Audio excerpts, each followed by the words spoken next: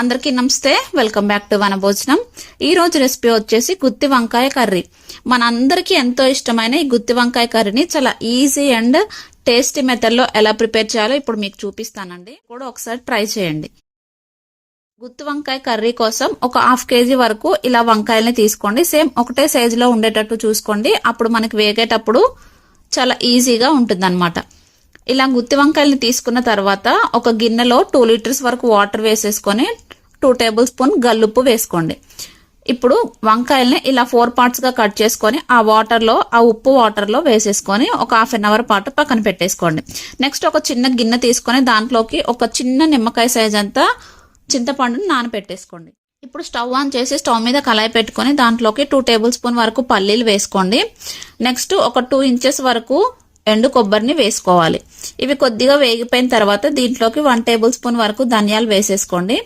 దీన్ని లో ఫ్లేమ్ మీద వేగేటట్టు చూసుకోవాలి. ఇవి మొత్తం వేగిపోయిన తర్వాత ఇప్పుడు ఫైనల్ గా ఒక 2 టేబుల్ స్పూన్ వరకు నువ్వుల్ని వేసుకొని ఇవి కొద్దిగా చిటపట అన్న తర్వాత స్టవ్ ఆఫ్ చేసేసి బాగా చల్లారనిచ్చేసేయండి. చల్లారిపోయిన తర్వాత ఒక మిక్సీ జార్లోకి వీటన్నిటిని వేసుకొని మెత్తటి పేస్ట్ లా గ్రైండ్ చేసుకోవాలి. ఇవి మెత్తగా పేస్ట్ అయిపోయిన తర్వాత దీంట్లోకి 2 inches వరకు అల్లం, ఒక 15 వరకు వెల్లుల్లిపాయలను వేసేసుకొని నెక్స్ట్ ఒక చిన్న ఉల్లిపాయల్ని కట్ చేసుకొని వేసుకోవాలి.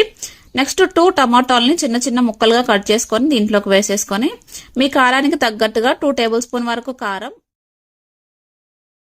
1 టేబుల్ స్పూన్ వరకు ఉప్పుని వేసేసుకోండి. ఇలా వేసుకున్న తర్వాత మిక్సీ మూత పెట్టేసి దీన్ని మెత్తటి పేస్ట్ లాగా గ్రైండ్ చేసుకోవాలి.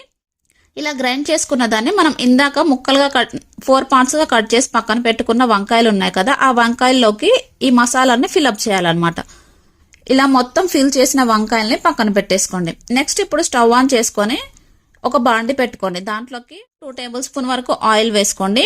ఆయిల్ బాగా హీట్ అయిన తర్వాత ఇప్పుడు నేను వీడియోలో చూపిస్తున్న మసాలాలు వేసుకోండి.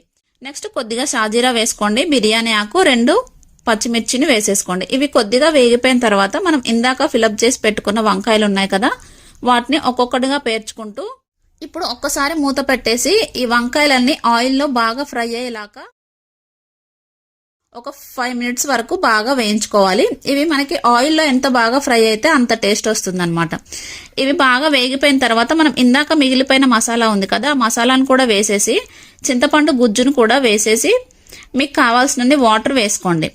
ఇలా వేసుకున్న తర్వాత ఒకసారి బాగా కలిపేసి మూత పెట్టి 10 minutes వరకు ఉడికించేసేయండి.